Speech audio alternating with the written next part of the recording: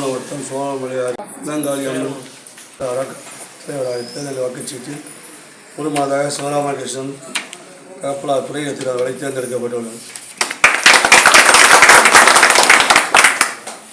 உறுதிமொழி மட்டும் 3 பேரும் கொஞ்சம் சாமி கேட்க.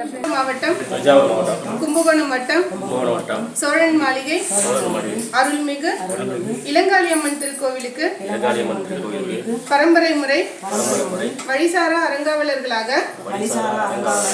நியமிக்கப்பட்ட நாம் நமக்கு வழங்கப்பட்ட வாய்ப்பையும் கடமையையும் உரிமையையும் நம்முடைய முழு சக்திக்கும் ஏற்ப நேர்மையாக நிறைவேற்றுவோம்.